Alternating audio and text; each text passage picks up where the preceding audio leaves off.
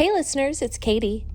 We do not have a new episode for you today because, life kind of happened last week, which I know all of you completely understand, but we didn't want to leave you empty-handed, so we're reposting one of our most popular spooky season episodes, as well as the bonus tagged on at the end, which you normally have to pay to hear, and it's with our friend Benny, and it's all about Tales from the Crypt.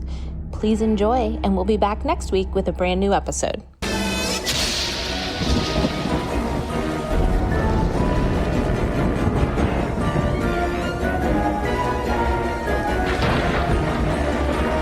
If that theme song brings back fond memories for you, then you will love our episode today. If you like your horror mixed with a little bit of camp, lots of great puns, and a cackling crypt keeper, you might be a Xennial and a Tales from the Crypt superfan.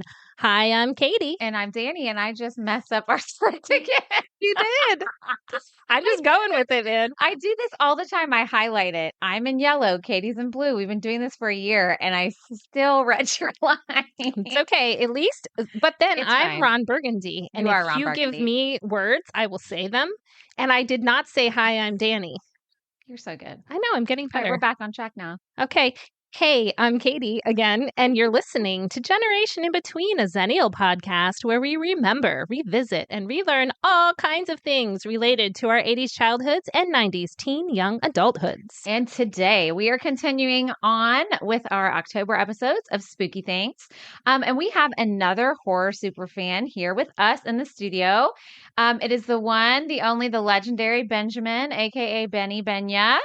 Who is a self-professed, or I said he is, expert on Tales from the Crypt. I would say it. I'd say it now. Okay. We're recording. Now I'll say it. All right, awesome. Got it. So Katie, why don't you tell us Ben's little bit of his bio that we just Yeah. wrote in about 3 minutes? Yeah, we sure did. So Ben is a hospitality manager at the Henniger by night and a subcontracts manager for a major rocket company, not the one you're thinking of, Not the one you're thinking of. by day.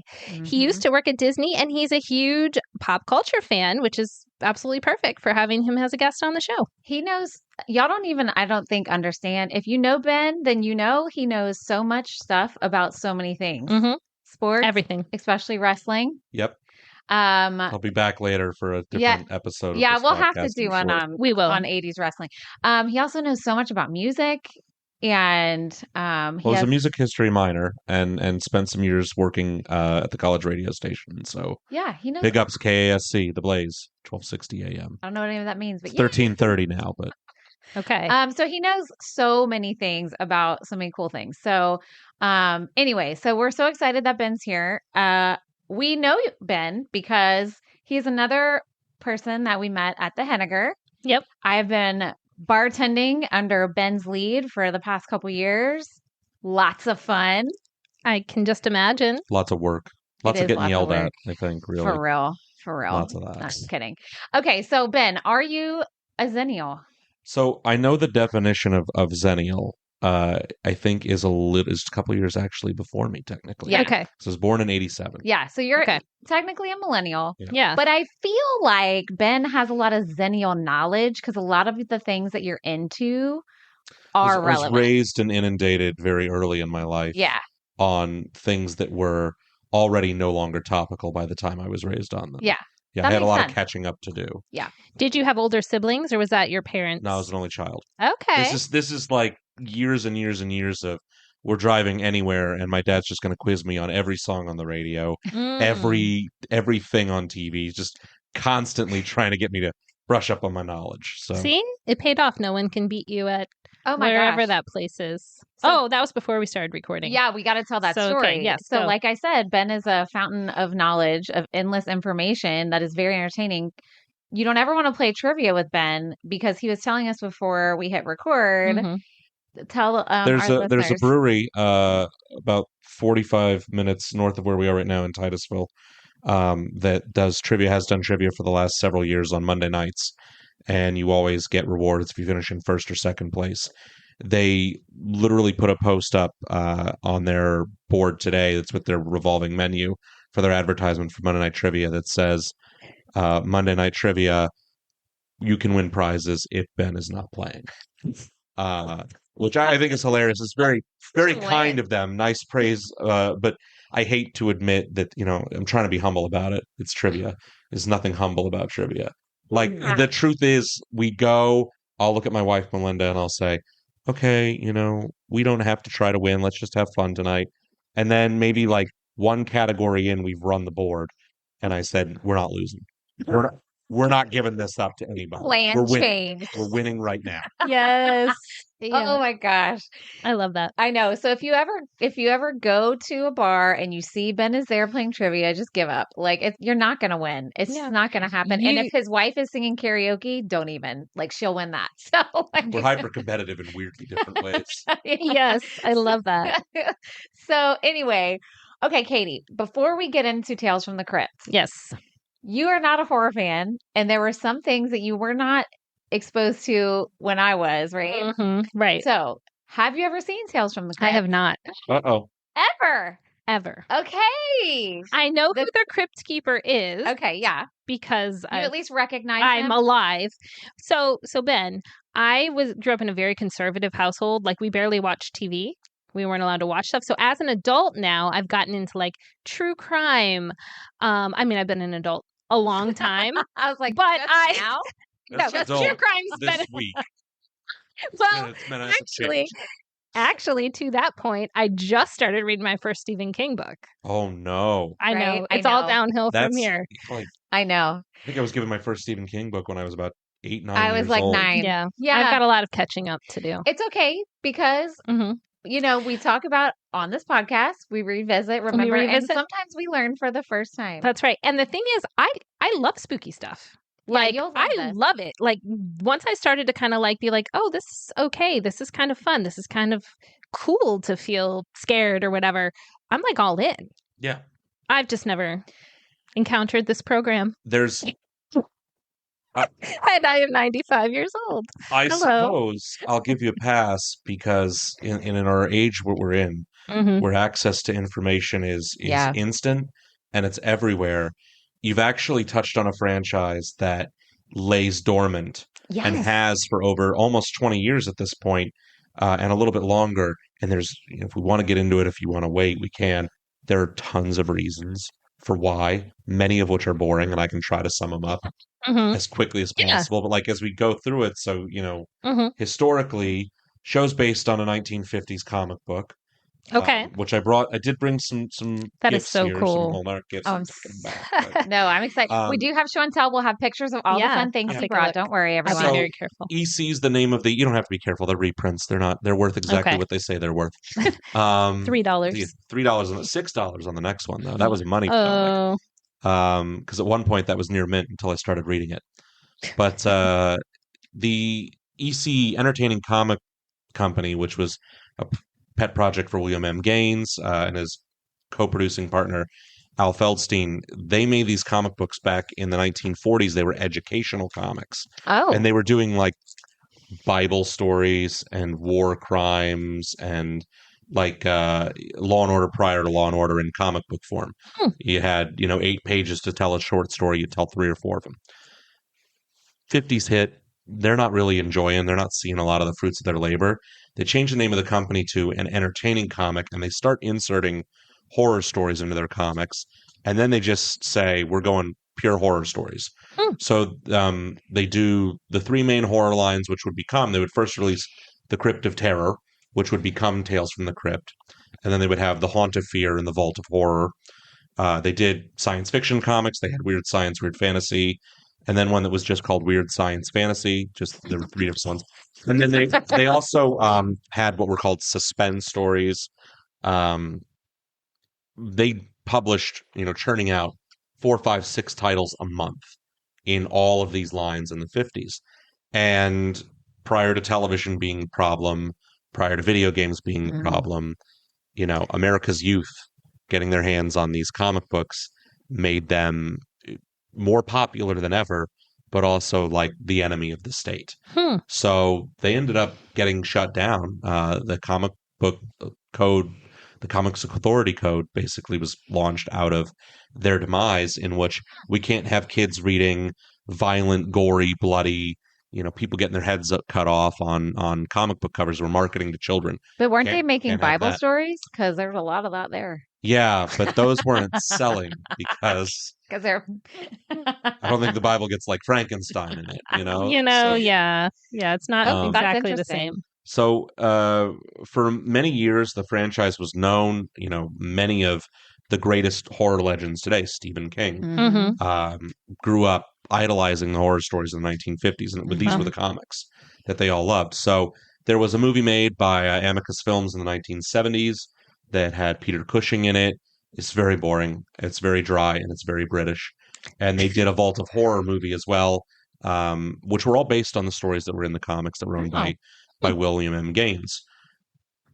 Fast forward in the 80s, early 80s, so 1982, Stephen King and George Romero, who made Night of the Living Dead, who's the godfather of zombies, got together and collaborated. They both had a love for these comics, and they made a film that was a love letter to them called Creep Show. Oh, yes. We forgot to talk about Creep Show when Hunt was here. That's fine. Creep Show, by the way, Leslie Nielsen's first, or one of his last, rather, serious acting roles before he started to become he was a serious actor for a very long time. But it wasn't until, Naked Gun and Airplane and all of those items. Naked Women. Loaded Weapon. There's Naked Gun. Did you say Naked Weapon? That's something else. She's in a different section of the video store. Yeah. Come on back, Danny. But so they make Creep Show, and Creep Show is very much a love letter to the comics. There's comic book wraparounds, and it names Sharon and Exit with a ghost host, so to speak. In the late 80s, it's titans of the film industry at the time and producing partners. Joel Silver, who's made a ton of stuff as an executive producer. You'd find his name attached to. David Giler, Walter Hill, Richard Donner, who did Superman 2. Walter Hill, by the way, did The Warriors, among other things that he had directed. And then the big fish, the one I say for last, is Robert Zemeckis. Mm-hmm. And Zemeckis was fresh off of Back to the Future, which is what everyone knows Robert Zemeckis for. So Bob Zemeckis, Joel Silver, all these guys, they get together as executive producers, and they want to pitch doing an anthology movie that, again, resurrects these comic books. They end up scrapping the movie, and they say, let's do a TV series. Let's do an anthology series, and let's pitch it to HBO, which is relatively new at the time, home box office channel. But HBO doesn't have to, it's cable television. It doesn't have to live within the guidelines of network TV. So you can get away with nudity, you can get away with profanity, and you can get away with blood, guts, and gore, which is exactly in the wheelhouse of what these comics are trying to tell, the story that they're trying to tell. And it premieres in 1989, runs for 7 seasons, 93 episodes, and the legacy of Tales from the Crypt well outweighs the 93 episodes themselves. For real. It has a children's television show spinoff, which is, it's crazy to think that the thing that was being banned in the 50s ended up getting a certified educational for children label to be produced for 3 seasons in the late 90s as a kids TV show. With the Crypt Keeper. With the Crypt Keeper in it. Wow. You should look it up. Google it. It's funny. I'm going to. I will let you know that Tales from the Crypt Keeper, which is the name of the kids show, all the episodes are on Tubi if you decide you want to watch them. Okay. Now, I will say, I'm going to pause you for 1 second because we're at the origin of the HBO show. My mom was like a horror fan, and I was born in 1980. So I was like 9, 10 when Tales from the Crypt came out, and I watched it with her and we loved it. It was great.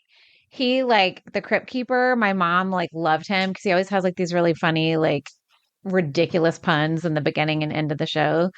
Like, and it always has something to do with the title of the episode. And they are great. And during the hurricane recently, I knew we were doing this episode, and I was like, I need to find some of these Tales from the Crypt, and they're nowhere. They're on YouTube. I found them on YouTube. Yeah. And so I went through the first season, and then I was like, well, now I want to go find like some of the episodes I remember.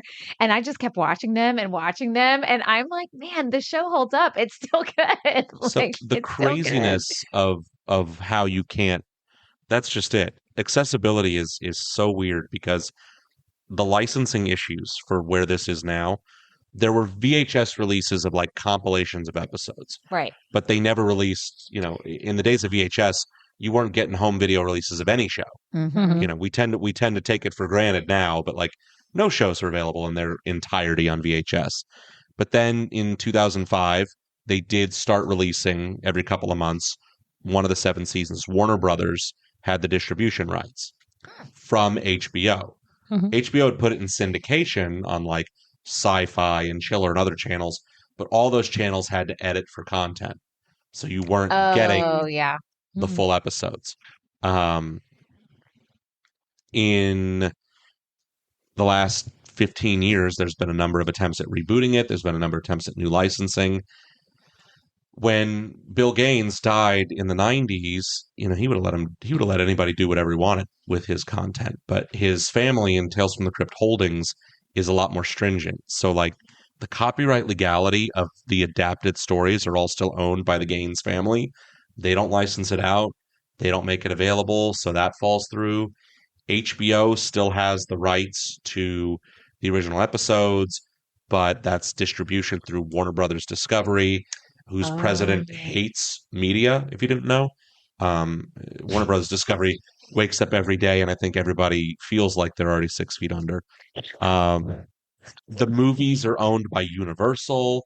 Really? The kids show ran on ABC and CBS and is owned by a Interesting. third party group, so like they can do whatever they want with it. Okay. So like the likeness of the Crypt Keeper is the only thing that gets put into any new style of production.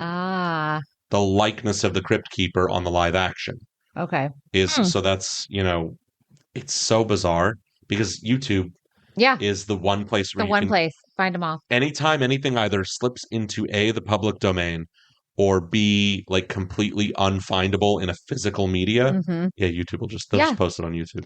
So it gets taken down, it gets put back. Yeah. Yeah. But more often than not, you can find it. That was what I was wondering. That was going to be one of my questions. Like, where do I even watch it? YouTube. So I guess YouTube. But I will say, I think you'll enjoy it. And they're short. They're half They're hour. 30 minutes. Yeah, 30 minutes. They're great. They're fun. Oh, they're scary, but also funny. My favorite episode I found from the first season was when, I don't know if you'll remember, because Ben also has a photographic memory, so he remembers everything.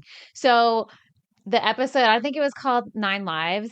And it was the guy who... Dig That Cat, He's Real Gone. Dig That Cat, that's it! The name of the episode. So there's a guy who is like a mess. And he's homeless and on drugs and he needs money. And so a scientist finds him and offers him a deal. Like, I'll give you all this money if you let me perform this experiment on you. He didn't care. He was like, whatever, give him the money. So what he did was he correct anything I'm going to mess up because I'll mess it up. He replaced a part of his brain with a part of a cat's brain that gives the cat 9 lives. So as soon as he finishes it, he shoots the guy to see if he lives, and he does. So he's like, okay, you have 9 lives. Long story short, without ruining the whole episode, he ends up working for like a sideshow. Yeah, Ulrich the Undying. There you go. It's the name of the character, and he does basically bits where he's killed in front of everyone in a very extravagant way. And then he comes back to life. But the episode starts, he's being buried alive. And he's like, this is my last big one. Like, this is going to make me the richest person ever. And he's talking to you, like, as he's in his coffin. Well, then at the very end, he realizes he miscounted because the first time the cat died, had to die in order for him to get the gland.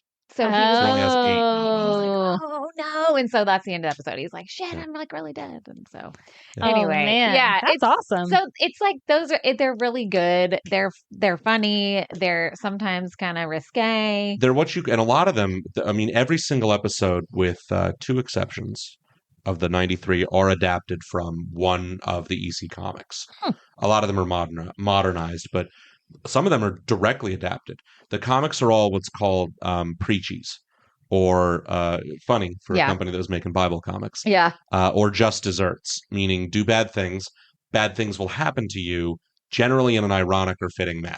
Yeah. So in the sense with Ulrich, though he wasn't a horrible person, he was a scumbag. He was attempting to extort his his circus showrunner of funds, and he had a lot of issues. So, yeah, I mean, He his miscounted. greed cost him everything. Got him in the end. Hmm. But anyway, it's good. I mean, I think I'll watch some. Yeah. there's some episodes. I don't like the one with the Santa Claus. I was like, I hated that episode. That's another one of that's probably the most infamous episode of the show. I know, I hate it. It's the one it was done in the 72 film, and it was done in the first season. And all through the house. Okay. It's a very, very, very popular episode. It's the first episode Robert Zemeckis directed. Yeah, and I'm on the outskirts of this one. Most people like it. Technically the pilot episode. Oh. So not all, Ulrich the Undying, Dig That Cat. Like that's a very fantastical concept that really can't exist in the real world. Right. It fits very much in the horror mold. But there's probably 40 or 50 episodes that could be very real. That are real life situations based on irony. And then this one, there's a woman who kills her husband with a fire poker on Christmas Eve. While her kid's upstairs in bed. She lives out in a desolate cabin out in the middle of nowhere. So she's got a mask in front of her kid. She goes to take him to throw him down the well out in the front yard. It's snowing. And there's radio reports coming in that there's an escaped lunatic in her area dressed as Santa Claus. And the whole episode is a cat and mouse. Mm-hmm. She can't call the cops. She killed her husband. Yeah. She's got to find a way out of this situation, and her daughter is in jeopardy. Well, the crux of this is that just when she thinks she's safe and everything's fine, her daughter lets Santa, the deranged psychopath with an axe, in through the front door. Because she thinks it's Santa. She thinks it's Santa. And it doesn't, it just implies an ending at that point. Ends. Yeah. But, she screams and it ends. Yeah. I mean, the first season's master, it's only 6 episodes. Yeah. But they didn't intend for it initially to be more than that. They were just like, we'll do a miniseries for HBO. And HBO was not like, we love it. Do more. And they got 87 more episodes. Dang. So good. And I think it used to come on Sunday night. Mm-hmm. That's right. Did it? Yeah. It was part of HBO's original Sunday night block. That Moonlighting. Yeah. That was all in there. I remember sitting down with my mom. We would just sit there in my living room. I was like, but I think by the time I got really into it, there had been a couple seasons. It had probably by the second or third season. So I was probably 12, 13. But we would watch it on Sunday nights. But okay, so you're a little bit younger than we are. Mm-hmm.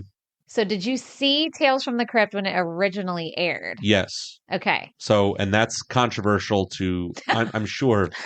I got to look. I saw the look that happened there. It was the 90s. I was just doing the math. Katie she would have loved to experience all these things. It was just her parents were not allowing that at the time. Yeah. My parents were very much of if you want to experience something, be prepared to handle the consequences of those experiences. It's the 90s. That's kind of what I did too. Yeah. Same. Nightmares and things like that, they exist because you're a child. Your brain's going to manifest. Yeah. But I saw most of the episodes in their original run when I was a kid. Okay. And what happened was there was my love of it, where it really built from the era of VHS. We had VCRs, and what do VCRs do? They record things. You've got a blank tape. They're 6-hour tapes, right?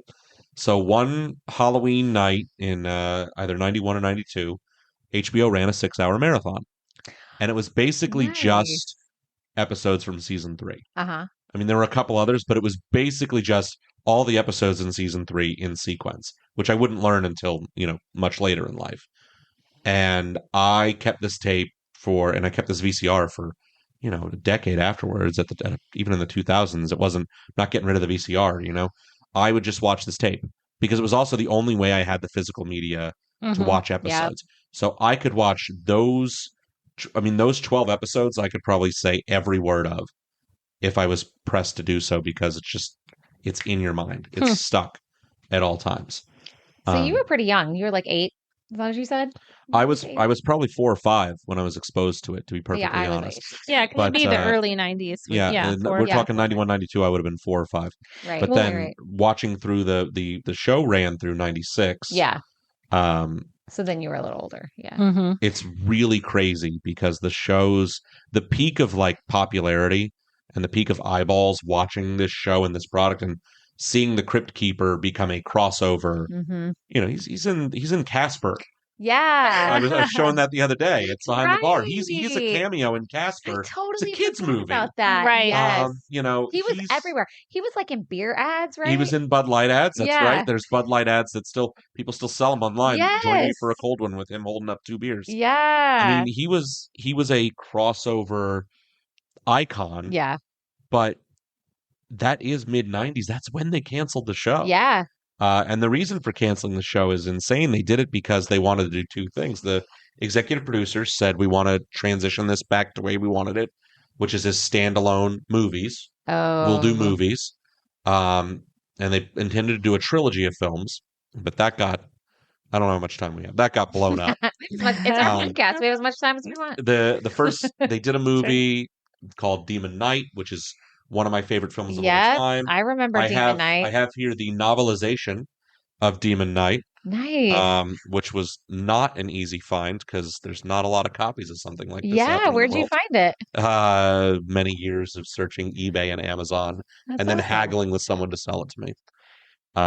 That's more than I've ever paid for a paperback in my life. That's amazing. It was like $35, which is not a lot, sure, but it's a lot for what is clearly a $4 paperback. Right. Mm-hmm. So Demon Knight's actually a very enjoyable film. People love Demon Knight, myself included. It is fun. They did a second movie called Bordello of Blood, which was about vampires in a brothel. Who was in that? Dennis Miller was in that. Yeah, that's Dennis Miller. And the movie it bombed Yeah. spectacularly for many reasons. They put it out in August instead of like October. And it wasn't even the best vampire film in a brothel that year. Yeah. Because that was the same year that From Dusk Till Dawn came out. Uh-huh. Spoiler-free, amazing film. I know. You've seen that one. I've seen that one. Yeah. But I mean, after that had happened, the other reason that they wanted to cancel Tales from the Crypt is they optioned up a different series. They said, okay, we've done 90 episodes of the horror comics. Let's do the science fiction comics now. And they did a season of a show called Perversions of Science. And it's also on YouTube if you want to look it up. I did not this know that. has no home media releases ever. Really? It's dreadful. Oh, it's bad? Really bad. The name is terrible. Well, the highlight... I mean, I wonder if people ever find it thinking it's going to be something else. It's intended to be that way because, this is a first run 10 p.m. on a Sunday night on HBO. Right. So, you can watch that or you can watch Skinamax. Like, that's your options at the time. They did a digital rendering of a very well-endowed fembot. Was the host... Sold. That was their crypt keeper of that show. Oh. And she was voiced by Maureen Teefy. And the only thing she's known for is being the little shut-in girl in Fame. Wow. Who ends up busting out of her shelter in the Midnight of Rocky Horror in Fame. Okay. Nice. That's the only thing she's known for, and she's in that. Oh my gosh. But that show's so funny. really bad. It's 10 episodes. What's it called? Perversions of Science. In case y'all missed it, listeners, look it up. I'm going to totally Google that when we're done. Katie's like, I'm not. Good luck getting through the 10 episodes of that. I just want to see one. Okay, so you were young. So what was it that when you first saw it that you loved so much? Like, were you already into horror at that young age? The first time I can remember watching horror movies, I was 4. And my parents, we watched a double feature. It was Friday the 13th, Part 4, and Night of the Demons. It was just the 2 movies that they happened to put on back to back. Shouldn't have watched either one of them. Because nightmares. Night of the Demons. Did it scare you? Oh, there's a scene in Night of the Demons where this girl rips this guy's tongue out while she's making out with him. And I'm 4 years old. I barely understand the concepts of anything that's happening here. So I think for years I went to sleep, and if I was like feeling scared that night or upset about a boogeyman or whatever, I was like forcing my jaw shut. Because my thought is the first thing they're going to try to do is make out with me and rip out my tongue. Who knows? Foundational memory, so man. Well, I mean, I remember the first time I saw like Freddy Krueger movies at Nightmare on Elm Street, I was terrified to go to sleep because he comes and kills you in your sleep. And the one scene where he comes up through the bed, forget that. No. Yeah. There's a culture in the Tales from the Crypt episodes that's familiar. Because they got tons of big name stars. Yeah, that's the other thing. They have lots of cameos. Not just on screen, but behind the camera. Uh-huh. I mean, their episodes directed by Tom Hanks, Arnold Schwarzenegger, Michael J. Fox. Mm-hmm. But they also got tons of popular directors. They got a lot of people maybe before they had just hit it big. Mm-hmm. 7th season's, the last season is not good. Most of the episodes are very bad. And as a cost-cutting measure, they filmed all of it in London. But in doing that, they also got like Ewan McGregor and Daniel Craig before they had ever really done Nice. anything. Like you're talking about Obi-Wan Kenobi and James Bond Yeah. before they were decades before they were either of those things. That's so cool. So then the Crypt Keeper, is he like a narrator, or does he literally show up at the beginning and the end? The beginning and the end. He's in the wraparound segments. He doesn't narrate. He narrates. Got it. Only because I'm being a nerd and flexing the nerd muscle. He does narrate one episode of the show. Okay. Which is the very last episode. It's also the only animated episode of the show of the main series. Okay. And it's one of only two that's not based on the comics. It's called The Third Pig, and it's a very macabre retelling of The Three Little Pigs. Oh, I love. The Crypt Keeper's voiced by John Kassir, who had won Star Search in the 80s. He beat Sinbad, by the way. He was a comedian? Yeah, he's a stand-up comedian. He did voice impressions, but his whole career is associated with being the Crypt Keeper. The Crypt Keeper, of course. And the Crypt Keeper himself was, it's not cheap. You talk about it now when you talk about behind the scenes. They had 5 puppeteers to work the Crypt Keeper's hands, legs, and then 3 just to work the facial movements of how the technology worked. He was designed by Kevin Yeager, who's the same designer of the Chucky Child's Play puppet. So if you didn't know this is a fun fact for you. The Chucky doll and the Crypt Keeper doll both have the same eyes. I was just gonna say they look like they have the same eyes. Look at them. Yeah. So I see it now. This is my Hawaiian. This did talk at one point. Oh my God, I love this. They did 2 of these. They did one in the suit and then one in this Hawaiian outfit. I love Ben's starting his show and tell, and this is amazing. Yes. Okay, I'm excited to see this guy because it's got Crypt Keeper and an electrocutioner chair. This is a motion activated device. So Love I'm turn it on because the batteries. I did put new batteries in it. I got this off a woman on Facebook Marketplace about 1.5 years ago in its original box. The box had been water damaged to high hell, but I said, "Does it work?" And she said, "Yeah, it works." And I was going to buy it from her anyway. But I met her in the parking lot of Del Taco on Wickham and Sarno. Hey, so I know the one. This it's the one Del Taco. It's the one. A good day's meal and a Crypt Keeper. So, oh my God, it does light up. I love this. You ready for it? Yes. Got to give it a second because it's thinking. Yeah, normally it shakes. Oh my God, that's so great. I hope. No. Do you think they can hear the laugh? I hope so. I don't know. Put your mic. Do it again and put your mic close. Yes. Yeah. So good. Oh no, he's not shaking. He's not going to shake for us. Oh come on, Crypt Keeper. Lame. There. I love it. Okay, yeah, we got that one. That one definitely got picked up. But what you would normally do is, he would shake and move and in the electric chair. So they made so much like Crypt Keeper merchandise at the time. This was topper for the Christmas candy canes that would have like 10 Reese's in the plastic canes. And they used to have little toys on top like that. One of those. Fun. This Crypt Keeper. There's also one as Elvis, which I don't have because it's like $55 now, and I just can't justify that cost. That's so great. And then the last little bit that I brought, the cover's tattered. This is the world of Tales from the Crypt. This is a D&D Tales from the Crypt game. Oh, this is the Dungeon Master's Guide to play D&D if you wanted to play D&D in the Tales from the Crypt world. That's cool. So many Xennial things in one, all right? in one. Like they knew who their audience was. For sure. Right. It's so funny because the Crypt Keeper is he's like a icon now. I feel like I can't think about Halloween from the 90s or anything spooky without thinking of him. And Katie, okay, so you've been pretty quiet this episode. You're absorbing. Yeah. I'm absorbing. I want to know what's going through your brain. I'm learning. Are you excited to learn? I'm excited. I actually do want to watch these. Okay, cool. And we're getting close to Halloween, so it's perfect. And I could easily give you here's 10 episodes to watch. Okay, let's do that now. Maybe not 10. Tell us your top 3 for somebody who's never watched. Which one would be the very first one I should watch? I'm going to type it too. Yeah. Oh boy. Okay. You're a theater person. So I'm just gonna be nice. Season 5. Okay. I think it's the first episode of season 5. It's the death of some salesman. Death of Not some the death of salesman. a salesman, death of some salesman. Okay. There are 2 actors in this episode.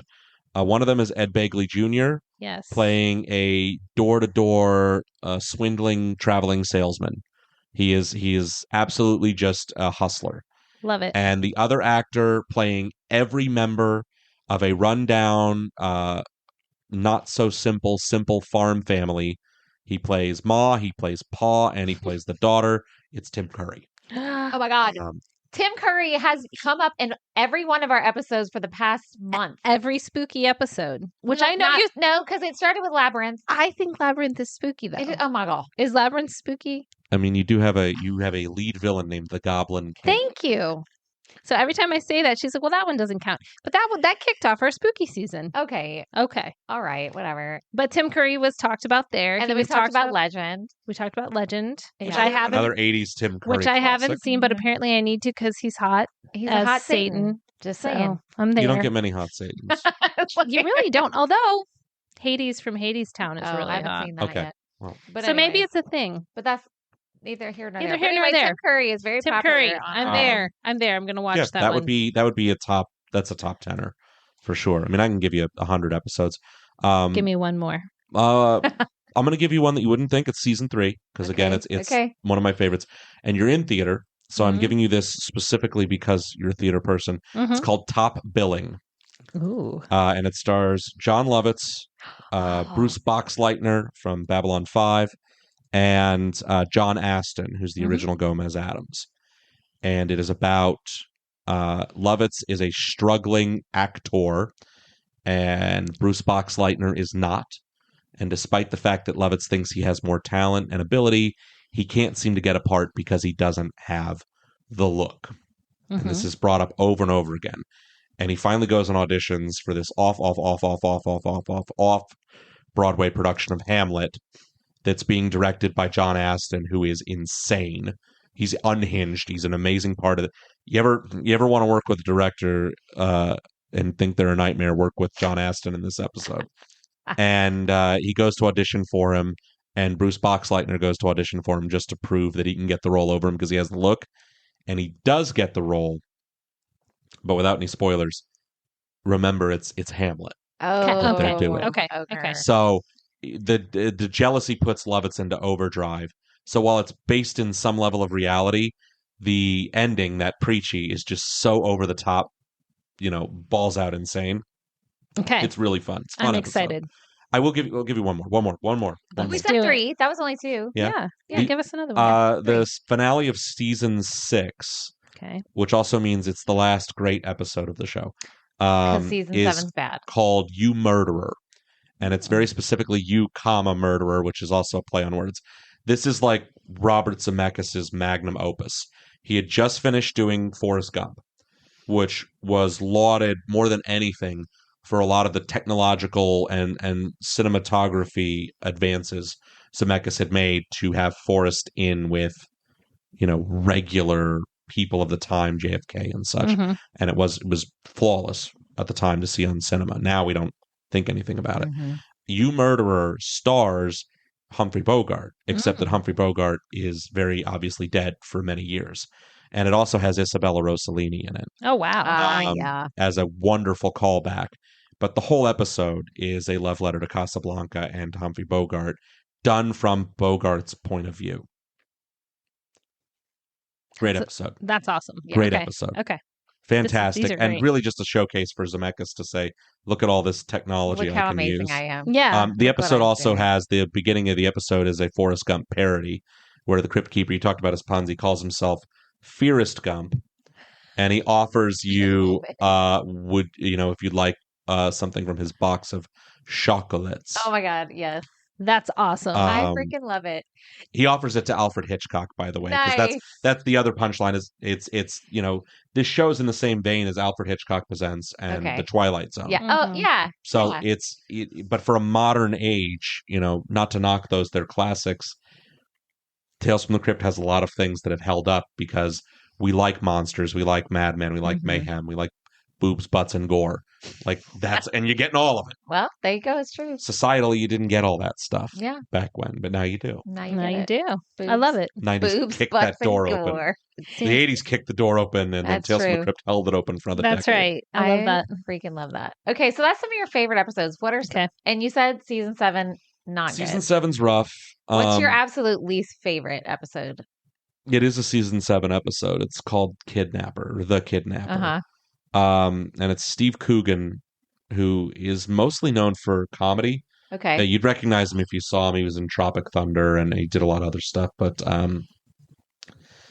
he's narrating the whole episode about how he desperately wants to spend time with this girl who walks into his secondhand shop. Okay. And so she's pregnant. She has nowhere to go. He takes care of her. But she is, I'm not going to say she's friend zoned him. She's made very clear this is not to be any kind of relationship. And he cannot get past that. So he hires like an underground syndicate to kidnap her baby. Oh, geez, lovely. So that the baby can be out of the picture and it can just be the two of them, because he feels like that's when they were closest together. It all goes awry and she's more miserable than ever. So he goes and plans to kidnap someone else's baby and bring it back as hers. It's just, the thing is, there's a number of episodes that do this. Some episodes are just very miserable and you're waiting for the comeuppance. And even though the characters get it, it's not satisfying because a lot of it was kind of just upsetting to begin with. And that for me is, he's not likable. She's not really all that likable either. Nobody in the baby maybe is like, I don't know. It's just, you don't have anyone you're really rooting for the whole episode. And you're like, okay, well he got what he deserved, I guess. But it also just, that whole thing doesn't really fit in the Crypt narrative. Mm-hmm. That's just not that I should be this critical. Like, nobody dies. Nobody gets a head cut off or anything like that. Right. Like, it's all just, it feels like an episode of Special Victims Unit. Like, so nobody dies in the whole episode? No. Weird. No. Okay. That is weird. That is weird. All right. So now I can't wait to ask you this because you already gave us some, but I know there's going to be some more fun ones. So tell us some like super obscure facts or trivia about Tales from the Crypt, because I know you probably have endless amounts. There are some pretty obscure ones that you like. You read. I brought up the Crypt Keeper's Eyes and Chucky's Eyes. People read about that. That one's really well known. And then once you say it, you can't not see it. Yeah, like it's obvious. It's totally obvious. Like, Crypt Keeper looks like a decrepit Chucky doll. Like, there's For no real. way to see that. Mm-hmm. And he would probably even sound like that. In the original pitch reel for Tales from the Crypt onto HBO, boardroom of executives for HBO. This is a real story. Okay. When the producers came in and they pitched Tales from the Crypt, they showed them the reel of the first season. And, so they're seeing blood, guts, gore, profanity, sex, violence, and all these things you can't show on TV. And one of the board members immediately objects at the end of it, says, you can't show that on TV. And the response he got from people pushing to put the program on TV was, well, it's not TV, it's HBO. Which, as you are aware, for decades was HBO's slogan. Yeah. That slogan was born out of a Tales from the Crypt pitch reel meeting. That's crazy. That's so where the cool. slogan came from. It's not TV, fun. it's HBO. I love that. Tales from the Crypt also had, in the midst of, the comics and the spin-offs and the children's show, there is an extremely short-lived, like maybe 8 episodes, maybe fewer, game show. What? That was like Legends of the Hidden Temple. Oh, stop. It's called Secrets of the Crypt Keeper's Haunted House. Oh my God. What network was that on? I think that was on either ABC or CBS as well. I have to look that up later. You can probably watch a couple of episodes. Okay. They're real cringy. But the goal was always 2 teams against each other. And then in the finale, they would do what was called skullduggery, and they would run through the Crypt Keeper's house, finding like skulls to collect to try and win. Fun. So campy and dumb. I love it. One of the grand prizes, by the way, was an entire volume of encyclopedias. It was Of course. It's very specifically because I'll never forget John Cassier, reading pitches. He's like, Grolia's new book of knowledge. I'm like, you can say it any way you want to say it. I'm like, it's still 26 books I don't want. But look, that was expensive. Those were. Right? Encyclopedias? Crap, that's how we used to have to do papers. I was trying to explain this to my kids one time, and they just looked at me. I was like, I had to go to a library. You better hope that library has Yeah. the 5 pages on the thing you're about to write and it about. needed to be recent because they came out with new ones every few years. And like the ones in my house were from like 1970 and they were not helpful. And so my kids were just like, what? I'm like, yeah, it was, I remember microfiche where you had to go through the stupid, anyways. Okay, but there's something else I thought of. There's a Crypt Keeper Christmas album that Ben plays in the bar. Have yourself a scary little Christmas. It's so good. I own multiple copies of that. If you want a copy, I'll gladly make you a CD of it. I would love that. Me too. But the I would love that. pun. So here are the songs that are on it. We Wish You'd Bury the Misses is on there. Instead of O Tannenbaum, it's Mo Teitelbaum, and he sings about how it's Mo Teitelbaum, you did embalm my dad and mom. And then you learn that he had a sister and a brother. Or he claims he does in some weird distant Crypt Keeper lore, that he has a sister Kate and a brother Tom. And those names for many years never resonated with me as also being a pun. He's the Crypt Keeper. So his brother's name would be Tom Keeper, like a timekeeper. And his sister would be Kate Keeper. Like a gatekeeper. I hate it so much. It took so long. So he does that. He does Should Old Cadavers Be Forgot? Juggle Bills, which is about Santa going broke. So he barbecues his reindeer to the tune of Jingle Bells. Deck the Halls with Pots of Charlie, Bits of Bruce and Hunks of Annie's. That's just like a cannibal song to deck the halls. Animal song. But it's all very light and irreverent hilarious. and fun. And my wife hates it. Oh, God. I think it's absolutely hysterical. hates it. And we'll have to listen to it sometime in the next 6 weeks. Right. Yeah. Yeah. Absolutely hates this song, though. Oh, we forgot to say, speaking of Christmas. Oh, yeah. Local, We did. we are all in A Christmas Story, the musical together. We are. And Ben is playing Gene Shepherd himself, the narrator of the whole show, and he's going to be amazing. If you hate the way stories have been told to you in the last 45 minutes of this podcast, you might not like the show. Correct. No, you're going to love No. it. But if you've had so much fun, then you're going to love it. Yeah. Anyway, Yeah. I wasn't trying to end the episode. I just had to throw that in there. Cheap plug. Yeah. We are all We're all about in cheap it. plugs. So, all right. Any other trivia or obscure facts? Because I know you have endless. This is my favorite thing about Tales from the Crypt. All right. The show, the physical media show, and the comic, everything, has never ended of its own graces. It has been canceled every single time. It was canceled when it was a comic book. The Amicus films, they were going to make a third one. They never did. The TV show, canceled. They were going to make a third feature-length film. Technically, there's a direct-to-DVD movie that they threw wraparounds on, but it has nothing to do with and was never a Crypt film, called Ritual. It also stars Tim Curry and Jennifer Grey from Dirty Dancing. Ooh. Interesting. But not worth watching at all. Okay. And the Crypt Keeper segments are at worst campy, at best campy, and at worst racist.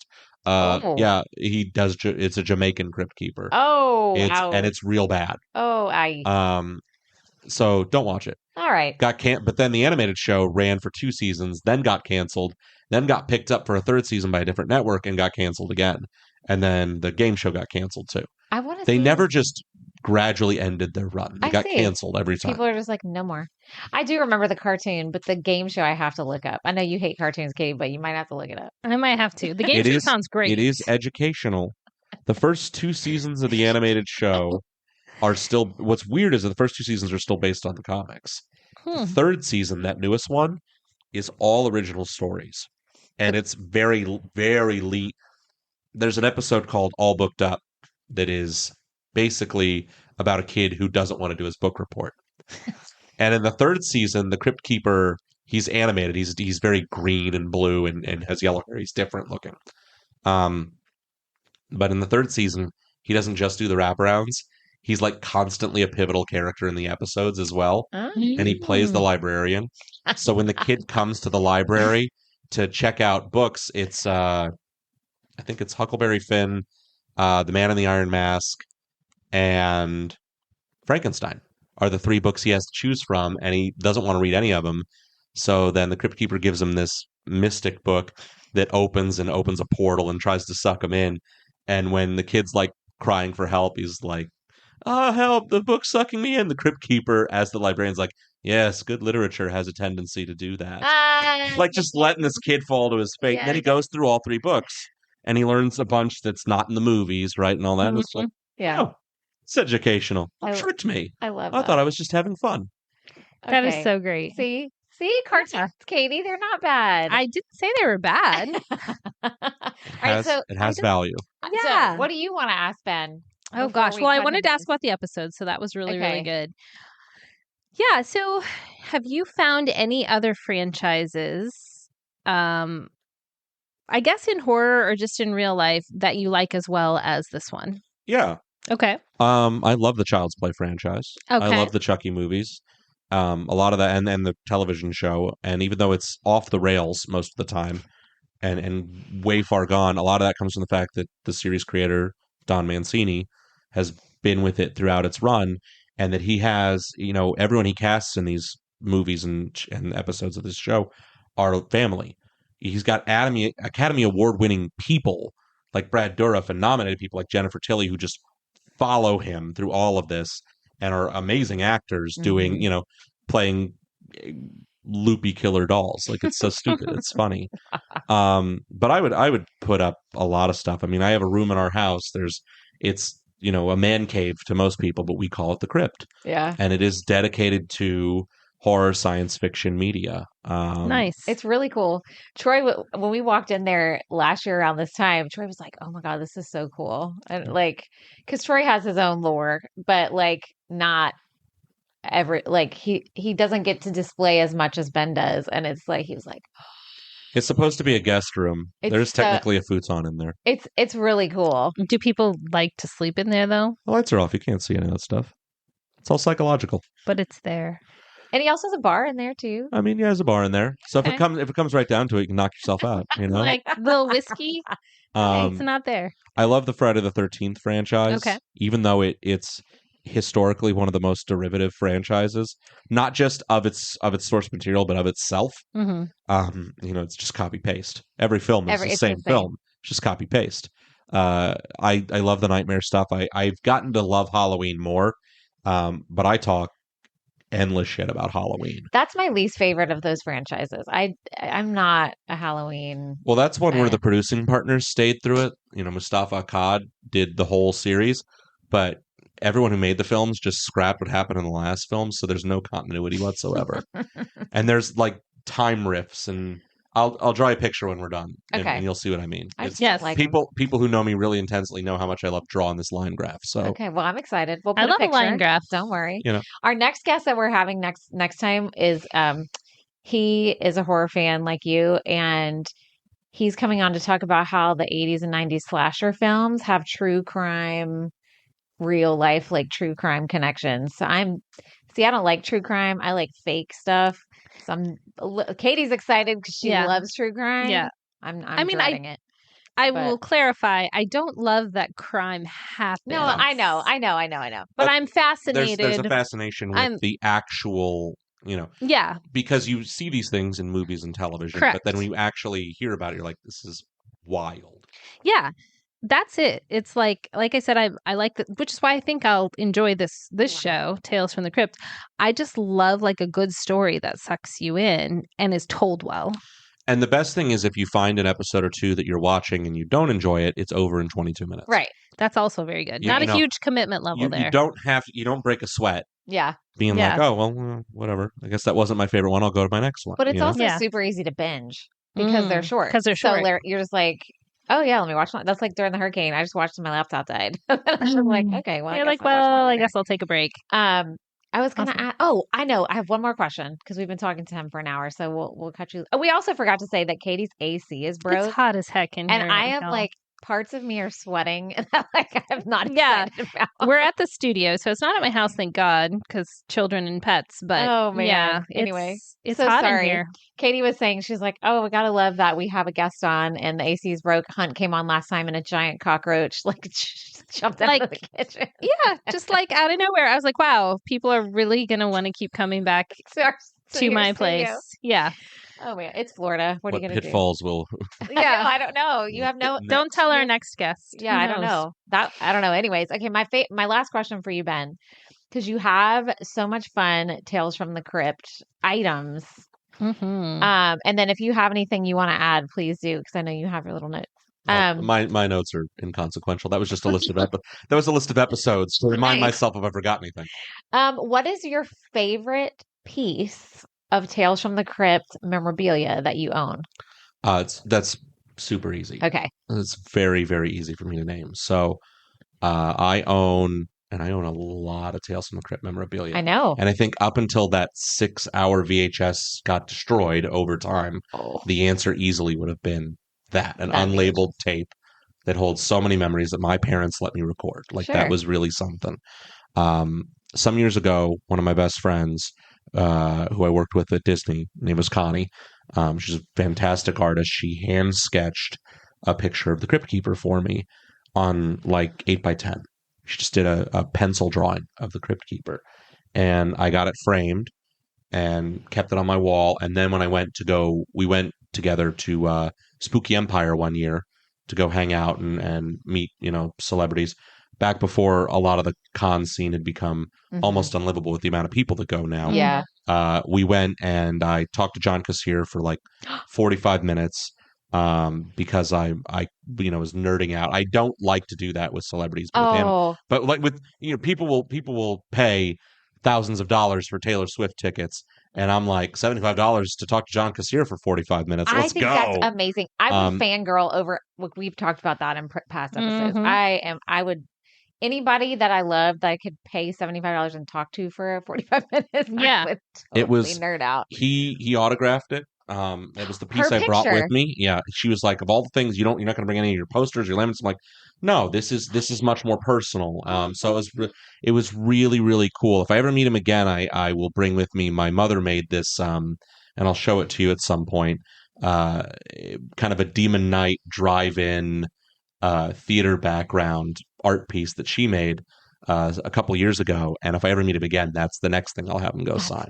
That's really cool. So yeah, that's so nice. That's so special. Like you got to meet him. Plus, your friend made you this thing. It's probably weird sometimes because I'm sure people sign all sorts of things. That's probably not the weirdest thing that you sign.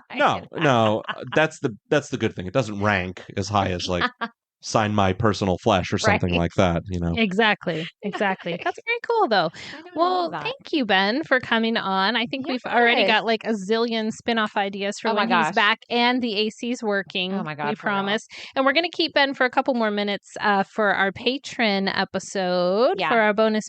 If you're not a patron yet, you can find us on Patreon, $8 a month because we're 80s babies. So is Ben. Easy money. $8 a month. $8 a month, right? That is 2 trips to the vending machine. Come on, man. Yeah, come on, guys. Exactly. We got to keep Katie's rent going so we can have AC. All right. Yes, exactly. But we were saying like recently we upgraded our domain and our website and we were able to use our patron money for that. So that was really helpful. So actually goes to the podcast and helping us get it out there. So thanks, Ben, for being here. Hopefully we'll have you back. Do we have a little witty line at the end? I do. Oh, you have one. All right, let's hear it. All right, until next time, keep it creepy, boils and ghouls. He said that on episode. That'll make more sense to you. That'll make a lot more sense to you. Ben looks at You'll know. because Katie's like, what? This is when we need to have the video for. I know everyone keeps telling us, You'll Ben, get it. I hope when are you guys going to have video? We'll get there. When the AC's fixed, first I of know, all, 'cause because I we're too literally sweaty am and drenched gross in right now. sweat. Yeah. But also, he always has fun, like, goodbyes like that. Okay, And that I'm was excited. on one that I just watched. So keep it creepy, boys and ghouls. All right. That was not. All right. All right. Somebody let a horse loose in here. Bye, guys. Thanks.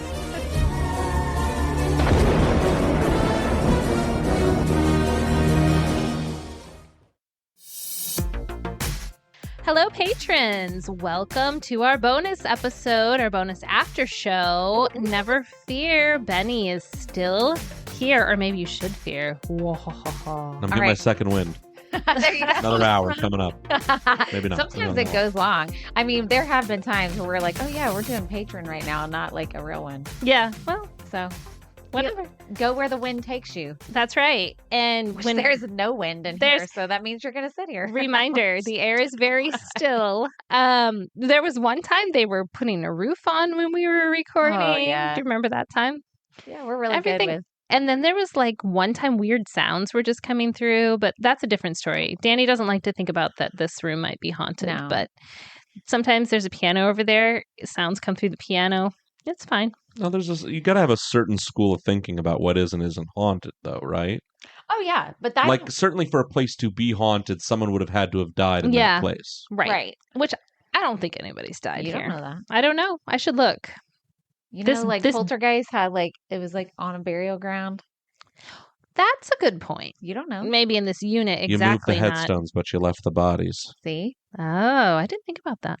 The real estate agent in Poltergeist who sells them the land is James Karen, who plays Frank in 1985's Return of the Living Dead, which is one of my 5 favorite. He was also the Maytag Man for a little while. Wow. That is a super fun piece of Xennial trivia. Yeah, that's really cool. And That's more really fun. reasons to just not play trivia against me ever. I know. If y'all haven't listened to our full episode yet with Ben, please go do that. You know what? I didn't even ask you. I've been calling you Ben the whole time. I should ask if you want me to call you Benny instead. No, it's too late to edit it. I know. I'm fine with whatever. Apologies. Just don't call me late for dinner. Right. Apologies. Oh my gosh. Jeez. All right. So what are we chatting about? Okay. So when we stopped recording the other episode, I explained to Benny, I'm going to call him Benny. I know that I fucked it up for the past hour and a half. It's fine. I just said on the after show, we just kind of talk about either something adjacent to the topic or something totally different. And it turns out Benny has something adjacent, which is that he used to work at a funeral home. That's right. What did you do at the said funeral home? I was a funeral assistant, which means you assist with funerals. Wow. It means that you work in the business of, could be daily tasks if you're in office. You would perform services like going and picking up death certificates. Okay. Maybe going on flower deliveries. Maybe setting up for funeral services, whether they're in the funeral home chapel or they're at an adjacent church where everything's been scheduled. Possibly going to the burial site or going to the cemetery, and if that's where the proceedings are there. And then the part that I'm obviously leaving out, you would perform removal services. What's that mean? So you would go get dead people. Go get them. Okay. Was this a depressing job? It can be. I will save a lot of the details of what about it can be. When I first started doing the job, for the first 5 or 6 months, and look, the reason I did it is the reason a lot of people do odd jobs like that. I needed money. Yeah, of course. And it was a good job, and I knew the owner, and he's a very nice guy. He's a gentleman named Courtney. Love him, and I got along with all the funeral directors, Dave and Eric and Darcy, who unfortunately has passed recently, but these were the guys I would work with every day. And Jay over at the cemetery. They were great guys and great people just in general. But, they tried to keep it a little bit lighter just around what you had to do and treat it like a business, but not morbidly so. But when you're first working there, you definitely have to check yourself. I mean, there were a couple of services we had performed, and I won't go into the details of those because they are depressing and sad, that weigh on you when you get done with them. Yeah. But then there were other items that didn't do that. right? And there were other things that were kind of funny about the job, because you tend to learn that the dead aren't the problem. No, of course. It's the living. So when you would perform removal services, it could be during the day. If you got the call, that was drop what you're doing. You're doing laundry, you're folding sheets right now, like it can wait. You're washing in the hearse right now. Stop washing the hearse. Got to go get the van, go get them. So you'd go to either hospitals, hospice care centers, or households. Those would be the three places you could go to. Oh man. Now, I don't think I realized that dead bodies, if you died in like a house, they didn't go somewhere before they went to the funeral home. Like they go straight from the house. well, it depends, because the fourth place that I didn't mention doesn't begin with an H, and that's the medical examiner's office. Oh. So if you went to the ME, you were picking someone up who, maybe it was a roadside collision or mysterious circumstances. Okay. Okay. So when you go to a house, you get the phone call. You'd get the call, says, I'd like to report, we need somebody to come perform removal services. And if it was a hospital, calls? Depends. If it's a hospital, it'll be a nurse or doctor or practicing member there. And 99% of the time when you're going to a hospital, they've already been moved to the morgue of the hospital. You're not interacting with anyone. You're going to the back door. You're in and out. Yeah. It's fine. Weird side story with a morgue. As you're saying this, I'm remembering my mom growing up, she was an ER nurse. She was like head nurse of the ER. So her office, I hated having to go stay in her office because it was smaller than this room. It was like an old closet that they just made an office. But right next to her office was the morgue because there's an outer door. And so I could hear them coming to pick up. When that outdoor door was open, I knew that there was a body coming out. When I heard the wheels turning, instead of going straight down the hall, I knew that they were bringing a body. So I would always know when to just sit there and not come out. Terrified me. My mom would always tell me the same thing. She's like, they're dead. Yep. What are you scared of?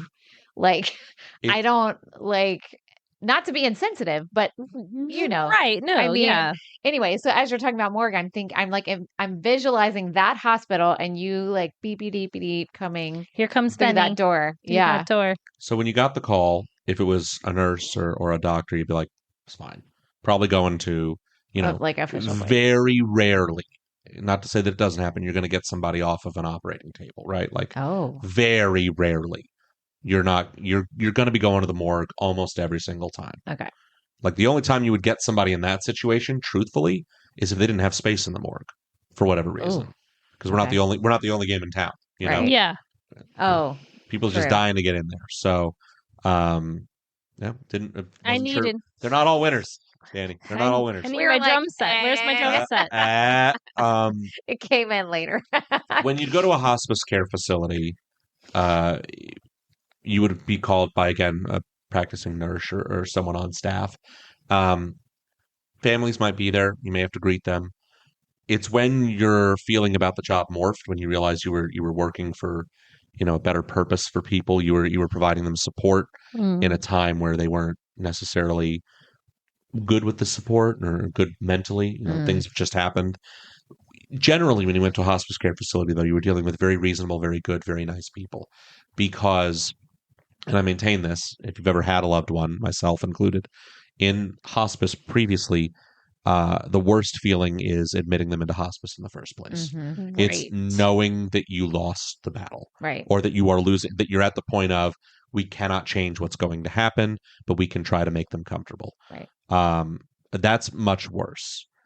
Going to a house or a residence is a mixed bag. You might have gotten a call and it might have been an in-home hospice. So same situation. You're not worried about it.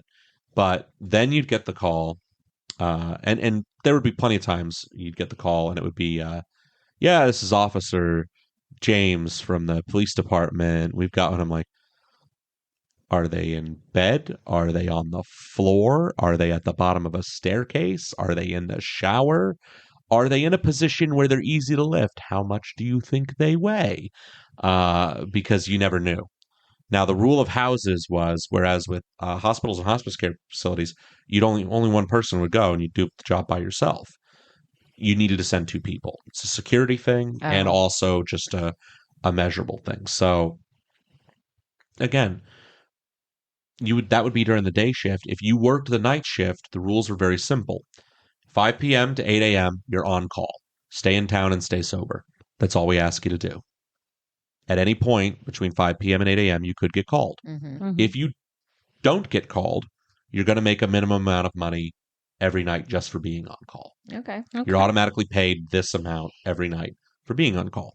If you do get called and the call takes you 30, 45 minutes to complete, well, that's fine. We're going to pay you 2 hours, right? If it takes more than that, we're going to pay you up to that, blah, blah, blah, blah, blah. So, I mean, there were plenty of nights where you could get no calls and nothing would happen. You'd rest easy. And then there were nights where you'd get a call at 6, you'd get a call at 10, you'd get a call at 4.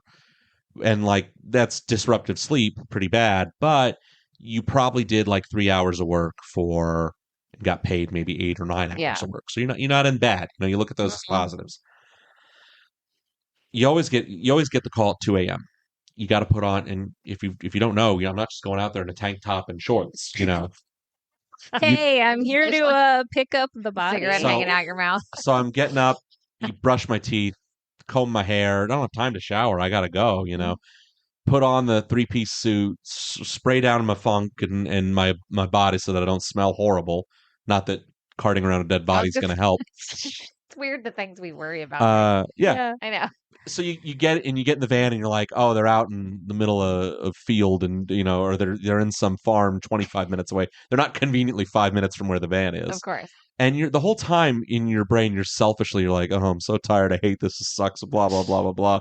And you get to the house and you put on the professional face and they open the door and they'll say something to you like, we're just so thankful that you're here.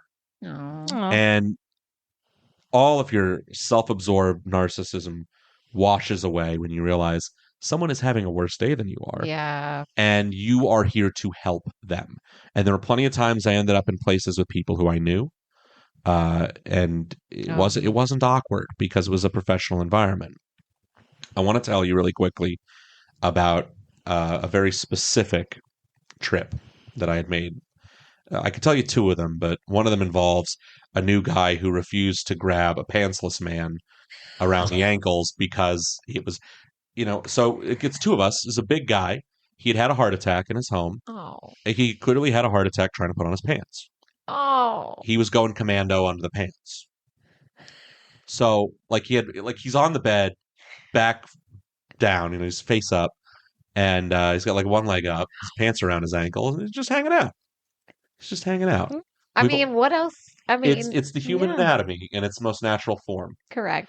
Dead and Flaccid. I was going to say Dead. Dead and Flaccid. It's the name of my 3rd studio album. That's our next hashtag. Live and Dangerous. You've heard of Live and Dangerous. It's Dead and Flaccid. Yes, here. I love it. So we go to pick him up, and it's going to take 2 of us to pick him up. And this guy was kind of I had a lot of problems with his etiquette already, with the way that he would present himself, because he would do a lot of talking in front of the police officers at different places and be like, you're not showing any level of decorum. Like, the family's right over there. Stop shooting the shit with the cops. Yeah. Our job is to literally get in, and get out, and give them the card so they can call in the morning. Yeah. Also, like, we're getting paid for 2 hours. If we're out for 20 minutes, let's get in and get out. Right. And so if I'm home and the next call comes in, that starts the 2-hour clock over again. Yeah. It's not a continual, use your head. Right. He had done not a lot of removals. He was clearly self-conscious about picking up a body, as some people may be, but at the end of the day, it's not going to bite you. It's not a zombie. It's not going to suddenly repel vomit on you. That's not how this works. It is true people expel themselves, but that has already usually happened. Right. So you may deal with that, but whatever. You wrap people in a sheet, you're fine. I don't think I could be fine. I would panic. I would not. Being by dead people. I think you'd be okay. Yeah. You'd be all right. It's an adjustment. I asked him what he would rather do, pick up the legs or pick up the torso. Torso's got a lot more weight on it. But the legs, he's got a penis pointing at him. And he could not get past it. Well, he has a penis, right? Yes, but it's not the dead penis he's looking at. So he goes to pick up the legs, and he basically almost instantly drops. And I'm like, I said to him flat out, I said, if you don't man up and do this. Like, man up. I was like, if you don't do this, like, I will switch the legs and you can take the torso. But I want to be really clear. If he hits the floor, Oh my God. you're going to call the funeral director and you're going to do this by yourself. Yeah. Mm-hmm. Never went on a removal service with him again. So what did because he do? he manned up, he did it, but it was like, it's not like this isn't a hook that you're gripping. You're not you grab him by the legs. You're What are not you carrying He's by wrapped the in penis. But he was a bigger guy, so the shit kept going undone, so it like kept winking at him. Oh my God, and that's he just couldn't hilarious. handle it. That was. I mean, I just wouldn't want to see that. Yeah. We got called out to. Like, well, no, I mean, I wouldn't either. That's what I meant. That's what I meant. Maybe. We got called out to a house in a farm area once, and it was maybe 6 p.m. Sun was barely going down. Like, it was like an hour after the on-call had started. And it's myself and this guy, Jay. Wonderful guy. Heart of gold, face of stone. Nothing could break Jay. Nothing could break Jay. He was a great guy.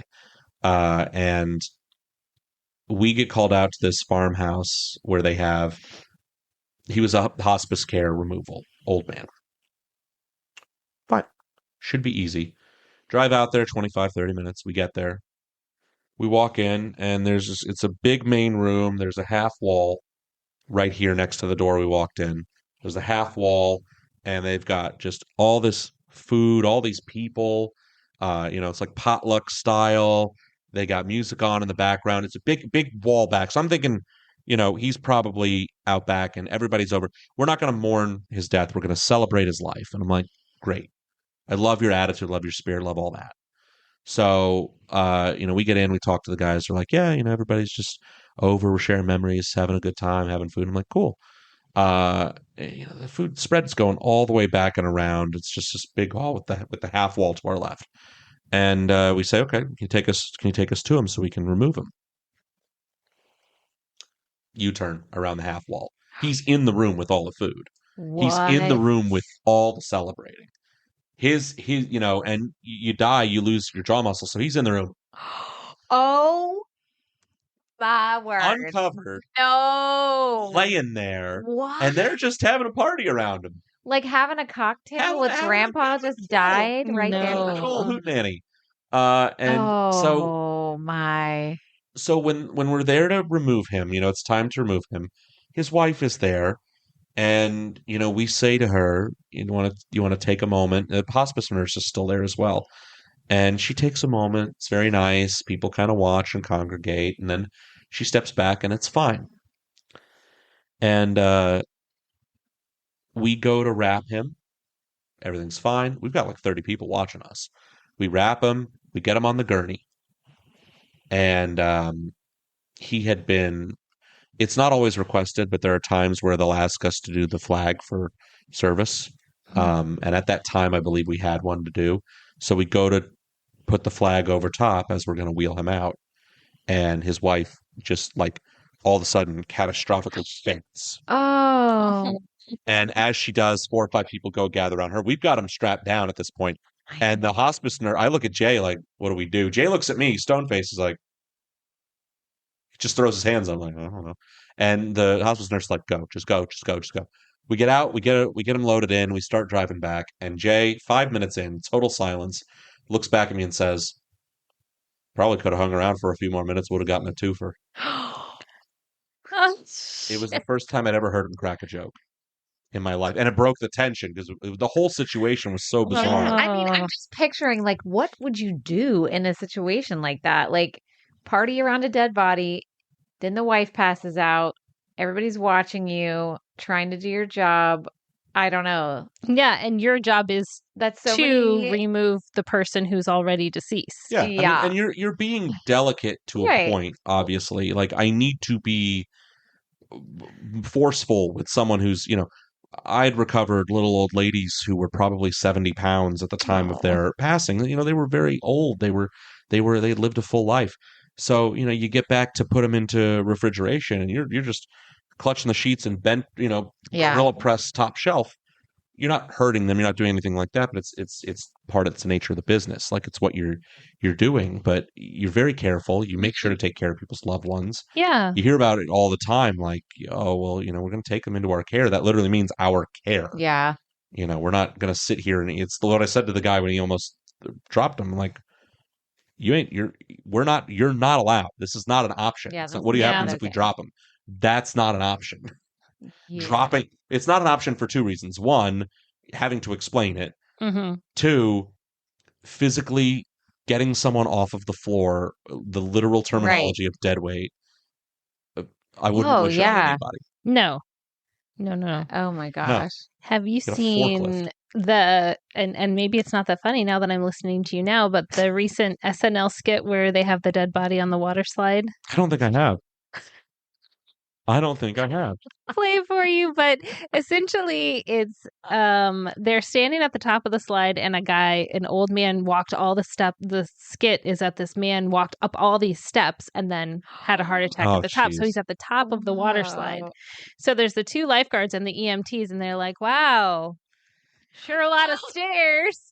And the one lifeguard's like, you are not pushing him down the slide. This is a human being. And they're like, oh, we know. But now that you mention it, and it's like a whole thing, it just made me think of that. But she's saying like the things you're saying. She's like, this is a human being with a family. Like, you're not pushing him down a water slide. But also, if I died at the top of a water slide, I'd be fine. They just I push think my one body of the down. EMTs say that. They're like, well, I think he really wanted to go down the water slide. He wanted to go on it. It's a real thing. Like, look, if it's going to make the job easier, I can see how this would be. I had a recovery once on a we had two cots in the back of the van. We had to remove one of them. We put in the specialized cot that we had that was intended to bear more weight. Mm-hmm. He was probably 400 pounds. Wow. And there was just two of you? Two of us and the nurse. Getting him onto the cot was a struggle, but we got him. Wow. And like that, at that point, it doesn't steer, the stretcher doesn't steer, doesn't do anything. Now, the way those are designed, when you shove them into the back of a van, you do need to shove with just a little bit of force. But you have a lever you release as you shove that releases the wheels. Okay. So if you do it with the right timing, you push right over the lip of the van, the wheels collapse, and it's now flat in the back of the van. It's not easy to do when you got a 400-pound guy. So like I had to go right up to it, line it right up, and then as soon as I release this handle, shove with all your might. And if he's crooked, I don't care so long as he's in the back. Like, and that's what it was, because it's like you have to do that. Yeah, man. But you also have to do it without being like, if I release this handle too early, then this whole thing comes crashing to the ground, and he's still on the gurney, but now the gurney's on the ground. Oh, geez. Yeah. So you gotta, and that's not going to happen. I'm going to call the fire department at that point. I feel like with a job like that too, every call's different. Yeah. Like you just described these wildly different stories. You literally don't know what you're walking into. Maybe if you're going to the morgue or whatever. Most of the time, I mean, you don't know what to expect when you get there. The stories I'll save you from are the ones when you go to the ME. Because interestingly enough, those are the stories where you are 100% fully told and aware ahead of time what you're walking into. Dang. And I will just leave it at, and that doesn't make it easier. No. I will say this: the ladies who work in the ME, they're fantastic. One of them goes to my gym. We talk all the time. They're really great people who do some of easily the worst work you can possibly do. I can't imagine. And they do amazing work, and they're very wonderful people. I would say, and it's important work. 100%. Yeah. Yeah. I don't think I could ever, I don't know. Some of our family friends, the house I grew up in down the street, they owned one of the local funeral homes that they still own to this day. It's still in their family. And that was everybody loved them so much because they made sure all their employees cared for people in the way you're talking about.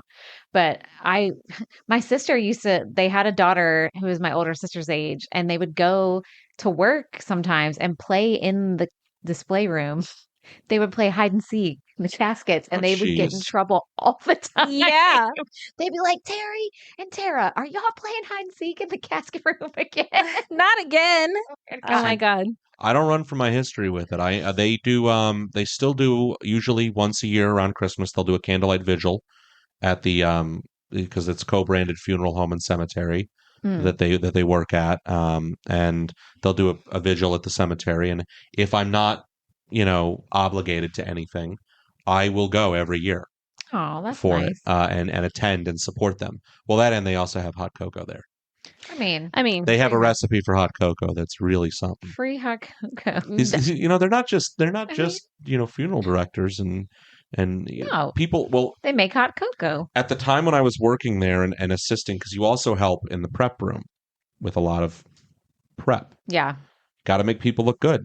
Abraham Lincoln is the whole reason we love embalming so very much in this country, because they took his body on tour instead of just giving him a nice, dignified burial. Isn't that weird? They put him on tour. Why are They you embalmed him and put him on fascinated with tour. And the main takeaway from it was people were like, "He looks good for being shot in the head and bleeding out over several hours." Let me ask y'all a personal question then.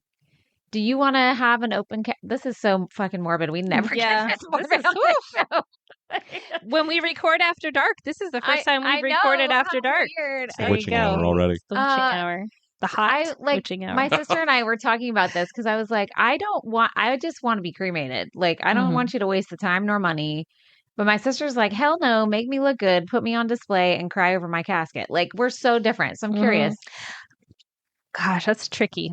Really? I feel like your sister in a way, because I think you do want to be like. I think it depends when it happens, but I think my kids would want that. I think they'd want to see me again that way. See, but I don't know. Like, but the practical side of me is like, just cremate me. I Who don't cares? want people to. I don't know. Cardboard box is $75 for a 6-foot human-sized cardboard box, There you roughly. go. So Yeah. what It's is probably gone up in the last. what is several your years, personal but opinion? Do you want to be like cremated? Yeah. Yeah. Okay. Just throw me in the oven. That's what I say too. Donate my parts, what can be used, Mm-hmm. and then just burn me up. Put me back in And there. then find like the best pictures of me ever. Oh, I yeah. don't care how old they are. And then do a little. Yeah, do a little slideshow. I told Troy, I said, if I go before you and you have a celebration of life for me, make everybody wear a costume. Oh, that's so great. and only play fun music. Yeah. Like, do not have some lame ass sad thing. I don't want that. That's what we did for my dad's thing was always celebrating me. We went to his favorite restaurant. and Yes. Oh, I love that. I was given the option when I flew in. His wife at the time, not my mother, but my at the time stepmother. Now her name is also Connie, just happens to be.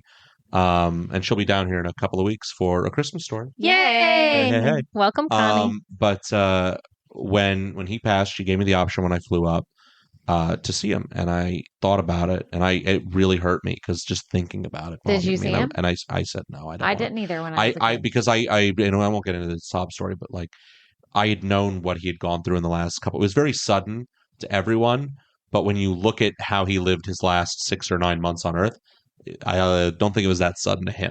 Yeah. I just think he held on to it knowing that his time was up. I really do believe that. But yeah, we cremated him, and Courtney, again at the time, was very helpful in that he helped me find the exact urn that I wanted to put him in, which I have in my house. And the reason you never notice it is because it is the same urn that the character Paul Bearer uses for the pro wrestler The Undertaker. So Yes. he helped me find that exact model of urn. I love that. I will also tell you, I'll give you this as my last thing, I swear. Okay. We're ready. So we took some of my father's ashes to spread to a few places that he requested them be spread. Okay. One of the places he requested them be spread was in Disneyland in California. Now, in case you're not aware, you're not allowed to enter the park with human remains. Oh, well, I mean, that adds up. For obvious reasons. Well, right. And certainly there would be an easy way to verify that. My actual mother, Margot, who will also be down in a couple of weeks, they're friends, by the way. They get along. Margot and Connie do. She put him in rolling papers. Oh my God. That's great. And we managed to get him in a couple of places. Oh, that's awesome. But that was a much more successful route than he had married Connie in front of the Bellagio fountains. Aw. So we went to go. We were in Vegas as well, and we went to spread him in front of the Bellagio, at the fountains, just a little bit, and it was emotional. I was there. My best friends were there. Melinda was there. My mom and Connie were all there. It was also windy. Oh, no. And there's this. No one's near us, right? Like, no one's near us. But about 15 feet away, 10, 15 feet away, there's this family of like 3 or 4 tourists standing there. Can't understand us. They're from, I'm guessing, Asian. Okay. Not going to guess past that. You know, like they're from somewhere else. They don't see what we're doing or anything like that. But I mean, we're all very quiet and you know, having a moment. And as I'm spreading, the wind just takes one handful and throws it right into their faces. No way. Oh my God. That's like a set and Seinfeld it episode. goes from this emotional, clairvoyant moment to don't laugh. Oh. Don't laugh. Don't laugh. Mark, my father's name is Mark. It's like Mark just threw himself in their faces. He got one more for the road, you know, like you can believe in it all you want, but that's what happened because from then on it was, you know, we're trying to go into the shops or somewhere to go get a drink and relax, but we're pissing ourselves laughing. I would die. Because we're like, oh my God, those people, we just threw my dad in their face. Oh my God. Just the updraft, just caught it. Just caught it. Oh my gosh. Oh, maybe that's what I want. To be cremated and then just carry me around in your pocket and throw me at people. There you go. But only people you don't like. And dogs. That's dead Danny Combs. How you that's feel what now? you get. I hope that resonates with you. I hope that sticks with you forever. I thought where I would want my ashes to go. I'm going to think about that. I don't really care. You don't have anywhere special you would want them to be? It doesn't matter. I mean, when I'm dead, I'm dead. I feel like though, but like listening to you, it's again, it's something for your family. If they would like to do something with them, that's fine. They can decide that. I have no preference because it doesn't matter. Like we said, funerals and all that, that's not for the dead person. That's for the people who are living. Well, I've been told I've also been told that there was many years ago a purchase of a family plot done by my wife's side of the family, so that I potentially am part of that lot regardless. So my response to it is always well, I'll be dead. I guess doing what I want or doing whatever you want doesn't really matter. Right. That's true. That's true. I don't suddenly get an afterlife voice to you know, overrule it. As I go home and like start typing up all these things, I'm like, yes, I'm ready. I'm ready. I don't know. Like I lost my dad at a young age and I didn't want to see him. I didn't like the idea of funerals. I was 11. I was young, but like even at that young age, I was like, but see, that's not my dad now. Like he's away. And so I didn't need, I don't know. Like, and everybody's different though. Because my sister did. She did need that process. Like, so I think everybody's different. But also, like, I don't care. When I'm dead, I'm dead. Yeah. So, like, just shove me somewhere. You heard it here first, folks. If you want to keep me, put me about on a 90 on the freeway and just right out the side. It's fine. I'm not going to care. I'm dead. So you wouldn't be mad if I was blaring country music with all my dogs in the car. Bitch, I'm dead. It's okay. All right. If that makes you celebrate my life for some weird I suppose the reason. question is like, okay, now let's say your spirit is seeing this and has decided suddenly that it's got unfinished business. Then I shall haunt you forever. That's what I would be Then I will fuck up your keyboard forever. Yeah. It'll be like, Katie, you are hearing things. It's Danny. Oh man. Well, don't worry. We'll make. My sister said, because there's some people who like you can pay to like mourn at your funeral, like at funerals, like they're paid seriously that will go and wail and mourn. And my sister was like, you better do that if I die before you. And why would you do that though? When I go to funerals, I take bets on who's going to ugly cry first. I prefer that. My sister's like, I want you to throw yourself on my coffin and make like just be so ridiculous. And I'm like, all right. Yeah, make it as much about you as possible. Yeah. That's what today is. That's what today is, the thoughts and prayers crowd at its best. I know you're having it hard, but don't forget about how hard I got things. Yeah, exactly. I was like, I mean, if you really want me to stop. You're like, I can do it. I take direction well. Well, that was a fun little... weird. That was funny. All right. Well, thanks for sticking around, Benny. $8 a month buys you stories like these. Don't forget. Seriously. It does. And we have one after every episode. I know. It's bonus content I don't always open up about. It's true. Honestly, though, thank you for sharing that because that is like a whole cool side of things that most people probably wonder about for sure. I have more questions, but I'll save them. All right. Well, thank you, patrons. Thanks for keeping the lights on and maybe the air conditioning, fingers crossed, by next time. And we will see you on our next after show. Bye, guys. Bye.